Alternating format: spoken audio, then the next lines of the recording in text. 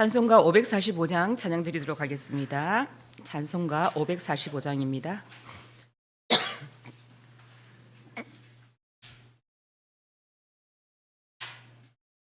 찬송가 545장입니다.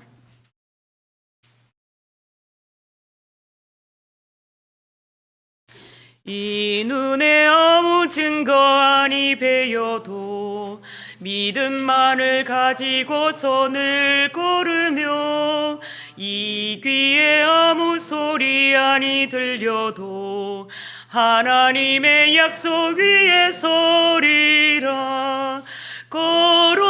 걸어가세 믿음 위에 서서 나가세 의심 버리고 걸어가세 믿음 위에 서서 눈과 귀에 아무 증거 없어도 이 눈에 보기에는 어떠하든지 이미 얻은 증거대로 늘 믿으며 이 맘에 의심 없이 살아갈 때에 우리 소원 주 안에서 이루리. 걸어가세 믿음 위에 서서 나가세 의심 버리고 걸어가세 믿음 위에 서서 눈과 귀에 아무 증거 없어도 주님의 거룩함을 두고 맹세함.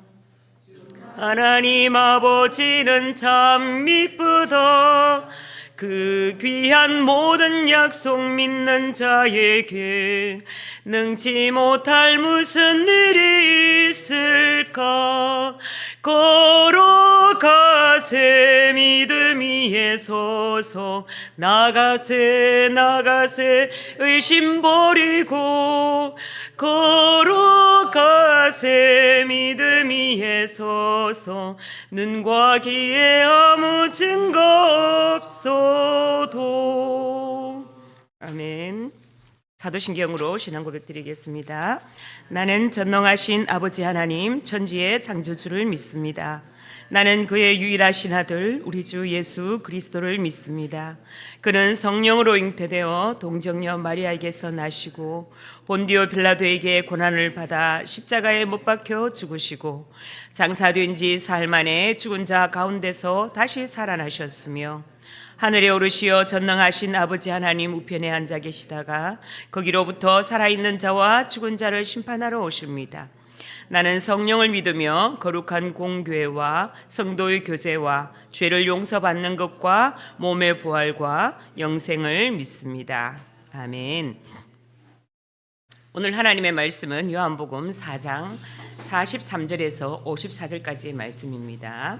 요한복음 4장 43절에서 54절 말씀입니다. 한 절씩 교독하도록 하겠습니다. 이틀이 지남에 예수께서 거기를 떠나 갈릴리로 가시며 신이 증언하시기를 선지자가 고향에서는 높임을 받지 못한다 하시고 갈릴리에 이르심에 갈릴리인들이 그를 영접하니 이는 자기들도 명절에 갔다가 예수께서 명절 중 예루살렘에서 하신 모든 일을 보았음이더라. 예수께서 다시 갈릴리 가나에 이르시니 전에 물로 포도주를 만드신 곳이라. 왕의 신하가 있어 그의 아들이 가버나움에서 병들었더니 그가 예수께서 유대로부터 갈릴리로 오셨다는 것을 듣고 가서 청하되 내려오셔서 내 아들의 병을 고쳐주소서 하니 그가 거의 죽게 되었습니다.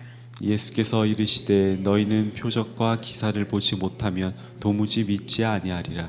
신하가 이르되 주여 내 아이가 죽기 전에 내려오소서. 예수께서 이르시되 가라 내 아들이 살아있다 하시니 그 사람이 예수께서 하신 말씀을 믿고 가더니 내려가는 길에서 그 종들이 오다가 만나서 아이가 살아있다 하거늘 그 낫기 시작한 때를 물은즉 어제 7시에 열기가 떨어졌나이다 하는지라.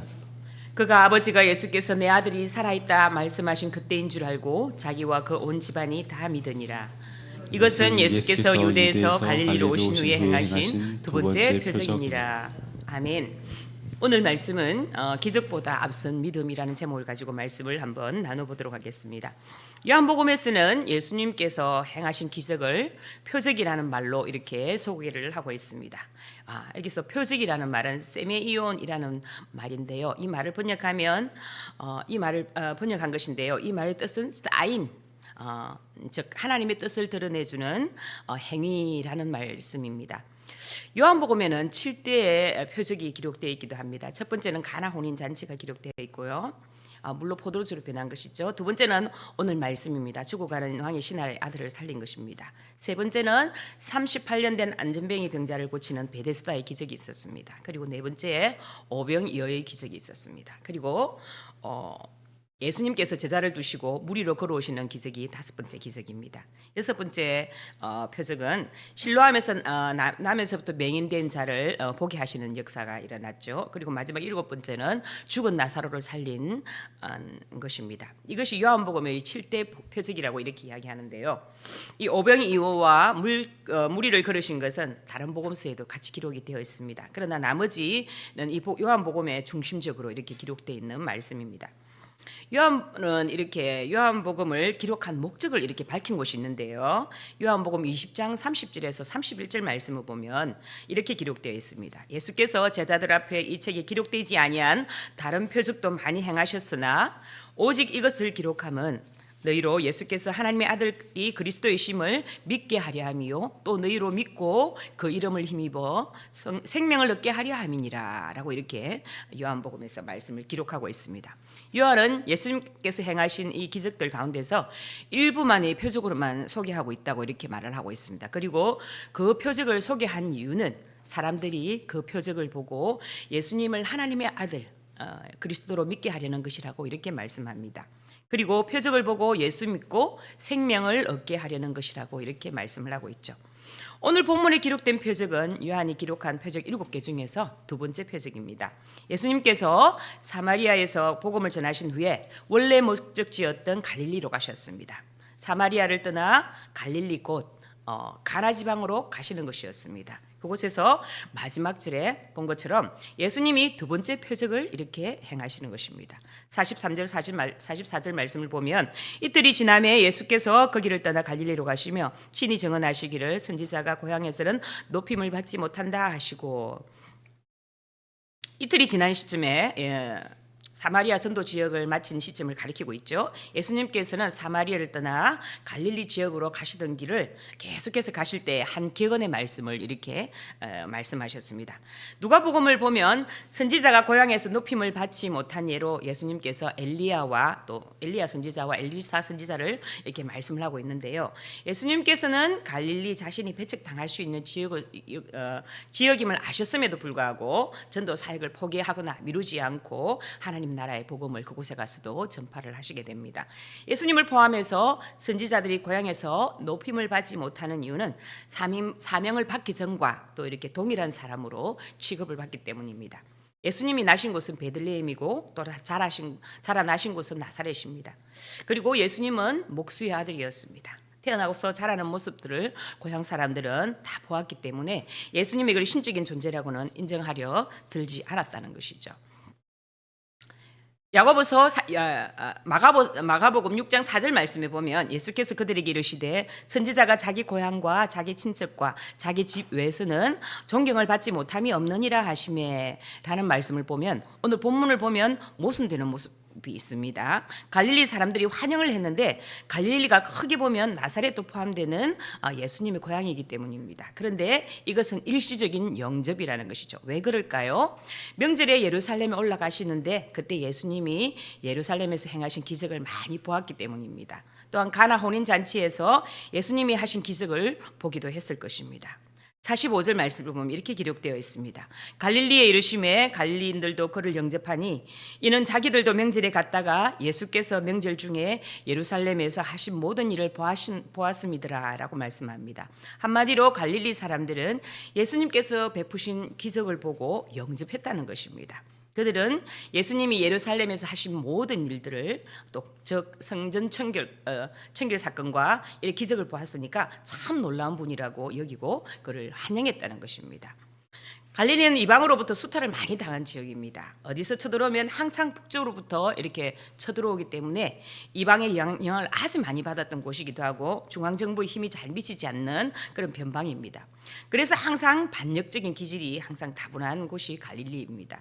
그래서 유대의 종교 지도자들은 갈릴리 사람들을 이렇게 제대로 쳐주지 않았다는 것입니다. 시골촌 사람이라고 많이 무시했던 것이죠. 그런 가운데 예수님도 자기들과 같은 시골 사람인데 예루살렘에서 그 오만한 종교 지도자들을 콧대를 납작하게 만들었으니까 박수치고 환영하면서 아주 참 잘했다고 이렇게 했다는 것입니다. 자, 그런데 예수님이 자기들이 마음을 만족해 주지 않고 다른 방향으로 간다면 언제든지 예수님을 버릴 준비가 되어 있는 사람들이라는 것입니다. 예수님께서 이 첫 표적을 행하신 가나에 도착하셨을 때 왕의 신하가 예수님을 찾아와서 도움을 구했습니다. 당시 갈릴리는 헤롯 안티파스가 분봉하고 있을 때였습니다. 왕의 신하는 다른 말로 왕에게 속한 이런 뜻인데요. 또 고위 관리라는 말로 나타내기도 합니다. 왕의 신하는 약 35km 떨어진 가버나움에서 왔습니다. 자신의 아들이 병이 들었는데 생명이 아주 위태로운 상태입니다. 왕의 신하는 예수님이 갈릴리로부터 오신다는 소식을 듣고 급히 예수님께로 왔습니다. 위태로운 상태에 있는 아들을 위해서 아버지로서 할 수 있는 조치는 다 해봤을 것입니다. 이 사람은 아주 부유한 사람입니다. 돈도 있고 권력도 있는 사람입니다. 세상 관점으로 보면 남들이 부러워할 만한 것을 다 갖춘 사람입니다. 그러나 아들의 병든 문제만큼은 해결할 수 없었던 것 같습니다. 왕의 신하는 오직 예수님만을 바라볼 수밖에 없었던 것이었죠. 이 왕의 신하가 겪고 있는 아픔은 주변 사람들에게도 안타까움을 샀지만 그가 예수님만 바라볼 수밖에 없는 처지를 깨닫게 된 것은 어찌 보면 참으로 복된 것입니다.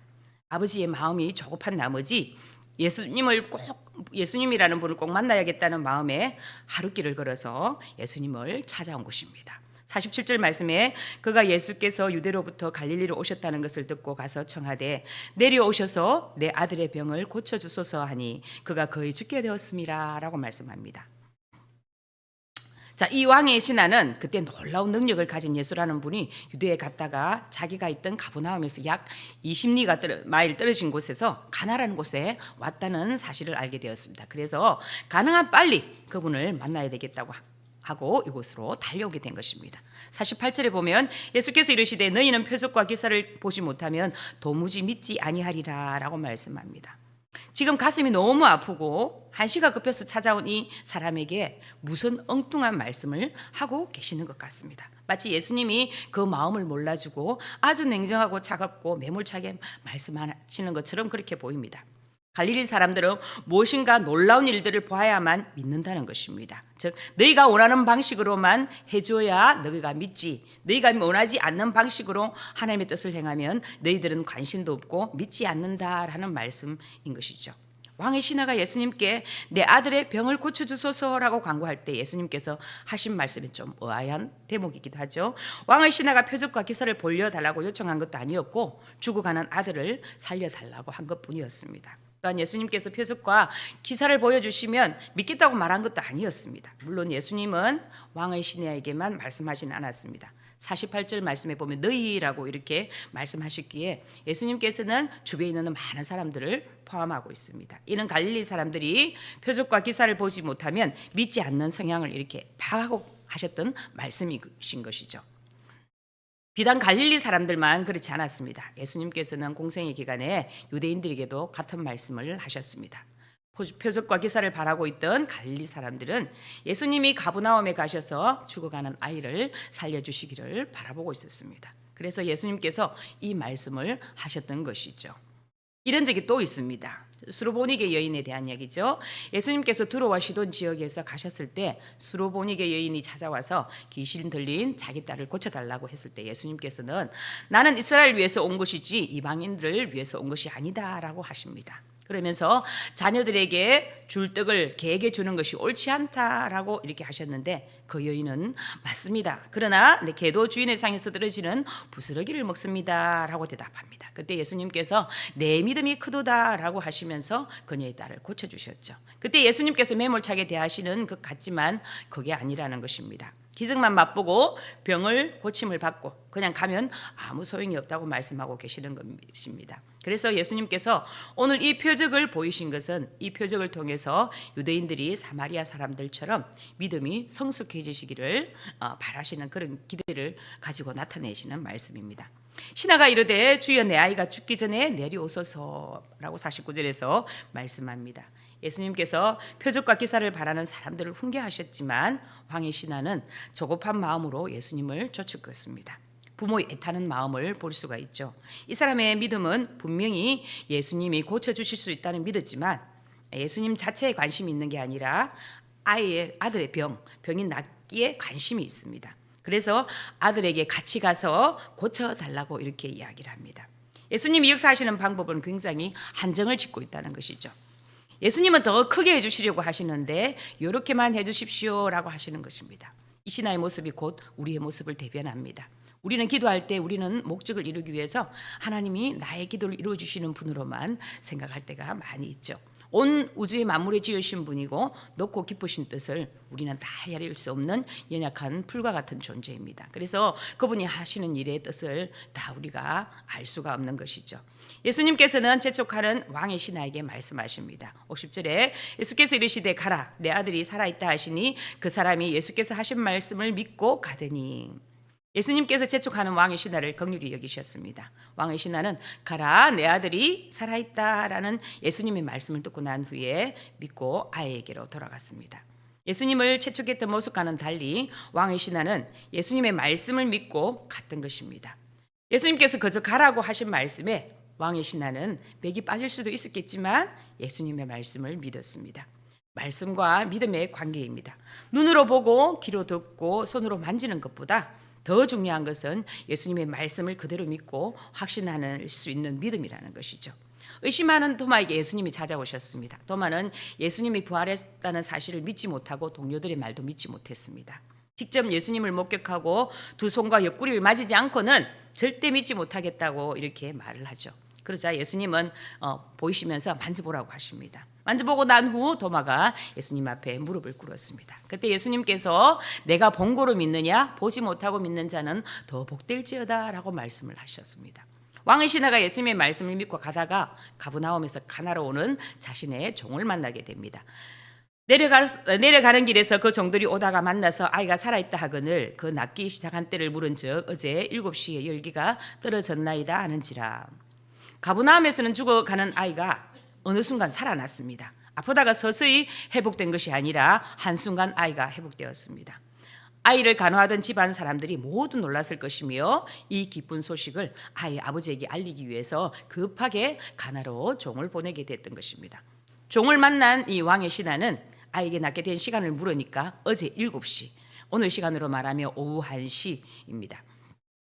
왕의 신하는 가나에서 약 35km 떨어진 가브나움까지 가다가 밤에 만나게 된 것입니다.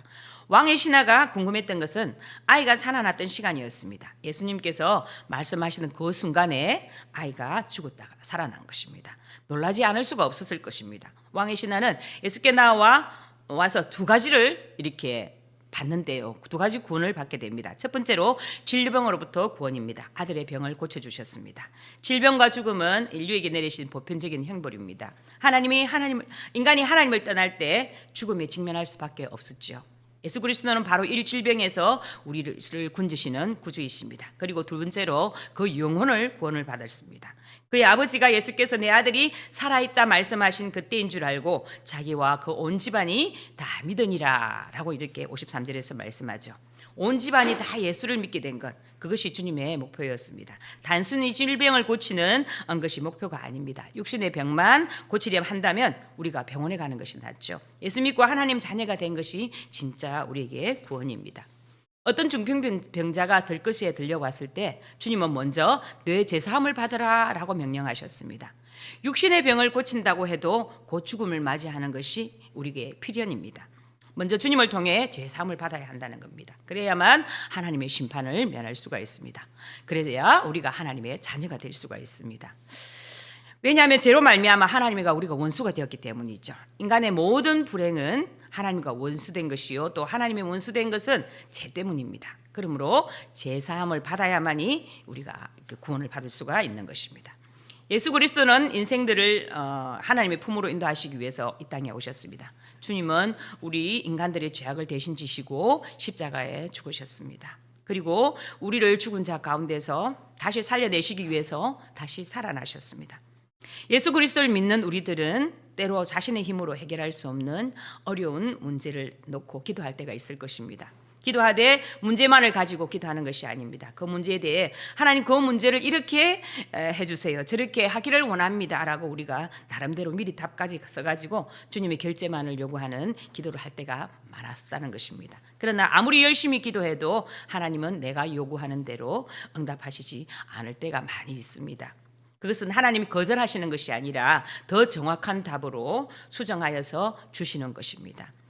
이사야 55장 8절과 9절 말씀에 여호와의 말씀에 내 생각은 너희 생각과 다르며 내 길은 너희의 길과 달라서 하늘이 땅보다 높음같이 내 길은 너희 길보다 높으며 내 생각은 너희 생각보다 높음이니라 라고 말씀을 합니다. 예수님께서 이 세상에 오신 목적이 단지 우리에게 물질적인 공경의 문제를 해결해주고 또 세상에서의 기쁨을 주기 위해서 온다고 생각하시면 절대 안 된다는 것입니다. 예수님께서는 궁극적으로 우리에게 생명을 주시고 또 하늘나라에서 잔치를 영원한 기쁨을 주시기 위해서 오신 것이라는 말씀입니다. 우리로 하여금 생명과 하늘나라에서의 영원한 기쁨을 얻게 하는 참 믿음을 갖게 하시려고 오셨다는 것입니다. 이 왕의 신하는 절박한 상황에서 예수님께 나아갔고 예수님의 말씀을 믿고 순종했습니다. 그리고 그는 자신과 온 가족이 예수님을 구주로 고백하는 놀라운 은혜를 경험하게 됩니다. 사랑하는 성도 여러분, 힘들고 어려울 때마다 기적이 필요하십니까? 아니면 주님의 말씀이 필요하십니까? 2000년 전에 주님께서 베푸신 기적들을 기록된 주님의 말씀을 믿어 그 표적의 말씀을 또 입으로 또는 삶으로 전하는 주님의 사람이 되어서 부족하고 연약한 가운데 있지만 사람들을 주님께로 인도하는 통로로 사랑하는 삶이 되시기를 간절히 바랍니다. 오늘도 우리 삶을 말씀을 통해서 역사하시는 예수님을 더욱 신뢰하며 믿음으로 나아가는 삶을 살아가시기를 주님의 이름으로 축복합니다. 기도하겠습니다. 주님, 오늘도 주신 말씀으로 우리를 돌아봅니다. 저에게 믿음을 주시기 위해 기적과도 같은 일들을 많이 베풀어 주셨지만 우리가 그 은혜를 깨닫지 못했음을 주님 용서하여 주시옵소서. 우리에게 필요한 것은 지금 당장 표적이 아니라 어떤 상황에도 흔들리지 않는 말씀에 대한 믿음입니다. 오늘도 주님의 말씀을 붙들고 순종함으로 생명의 역사를 경험하는 우리 모두가 되게 하여 주시옵소서. 믿음의 발걸음을 옮길 때마다 하나님께서 정말 무엇을 원하시는지를 보게 하시고 무엇보다도 하나님이 나를 얼마나 사랑하시는지 그리고 내가 하나님을 뜨겁게 사랑하며 사는 그 길이 최고의 인생이고 최고의 길임을 깨닫게 하여 주시옵소서. 오늘 하루 주님께서 베푸시는 구원의 표적이 저희의 삶으로 드러남으로써 주님의 구원의 통로로 쓰임받게 하여 주시옵소서. 우리 주 예수 그리스도 이름으로 기도드립니다. 아멘. 하늘에 계신 우리 아버지, 아버지의 이름을 거룩하게 하시며 아버지의 나라가 오게 하시며 아버지의 뜻이 하늘에서와 같이 땅에서도 이루어지게 하소서. 오늘 우리에게 일용할 양식을 주시고 우리가 우리에게 잘못한 사람을 용서하여 준 것 같이 우리 죄를 용서하여 주시고 우리를 시험에 빠지지 않게 하시고 악에서 구하소서. 나라와 권능과 영광이 영원히 아버지의 것입니다. 아멘. 오늘 기도 제목을 함께 나누겠습니다. 나라와 한국교회를 위해서 대구 성시아를 위해서 함께 기도하겠습니다. 대통령과 위정자들을 위해 모든 영역에 주님의 통치가 있도록 위해서 기도해 주시고 정치가 안정되고 경제가 성장하는 나라가 되도록 북한 독재 체제의 근권이 무너지고 북한 교회들이 회복되도록 한국교회 제2의 부흥이 일어나도록 3월부터 전도가 시작됩니다. 목요 전도팀들에게 은혜를 부어주셔서 장보기 선도 때에도 복음의 열매, 영혼 구원의 역사가 일어나도록 또 오늘부터 있을 청년 수련회를 위해서 기도해 주세요. 말씀을 전하는 자와 우리 청년들이 말씀으로 굳게 세워져서 믿음을 점검하고 그 말씀 속에서 목표와 표대를 향하여서 열심히 달려갈 수 있는 청년들이 되게 하기 위해서 기도해 주시기 바랍니다. 주여 외치고 기도하겠습니다. 주여! 살아계신 아버지 하나님, 오늘도 귀한 말씀 주셔서 감사합니다. 아버지 하나님의 표적을 향하여 나아가는 우리의 모습